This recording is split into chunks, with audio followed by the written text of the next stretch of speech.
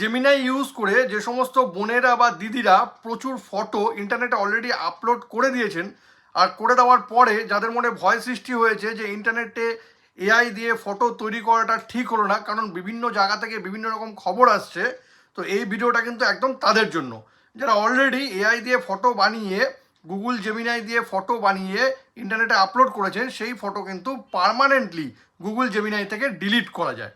তবে সেটা আপনি করবেন কি করে জানতে গেলে ভিডিওটা শেষ পর্যন্ত দেখুন, আর প্রসেসটাও একদম সেভ করে নিন। এই জন্য শুরুতেই আপনার ফোনে যে গুগল ক্রোমটা আছে সেটা ওপেন করে নিতে হবে। আমি ওপেন করে নিচ্ছি।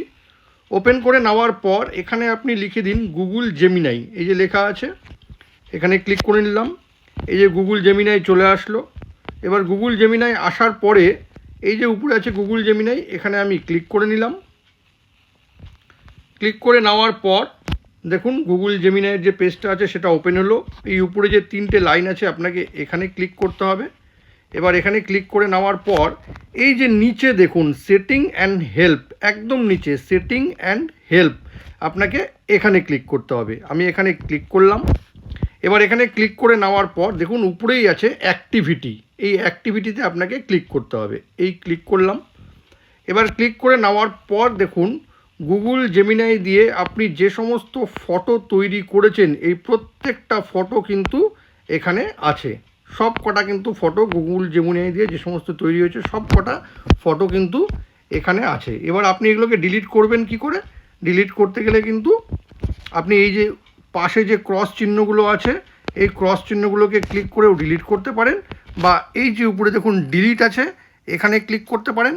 এবার এখানে ক্লিক করে নেওয়ার পর আপনি আপনার মতন অল টাইম যেগুলো সব ফটো তো আপনি তৈরি করেছেন সেগুলো ডিলিট করবেন, যা না লাস্ট আওয়ারে যেটা তৈরি করেছেন ওটা ডিলিট করবেন। ঠিক আছে, এখানে কাস্টম রেঞ্জ আছে, এখানে আপনি ক্লিক করতে পারেন, আপনি ডেট দিতে পারেন, ডেট দিয়ে কিন্তু পুরোটা আপনি ডিলিট করে দিতে পারেন। বাট আমি বারবার বলবো ইন্টারনেটে কোনো ফটো আপলোড করে দেওয়ার পর কিন্তু আমার মনে হয় না সেই ফটোটাকে পার্মানেন্টলি ডিলিট করা যায়। আমরা চেষ্টা করতে পারি কিন্তু পার্মানেন্টলি ডিলিট করা কিন্তু খুব কষ্টকর।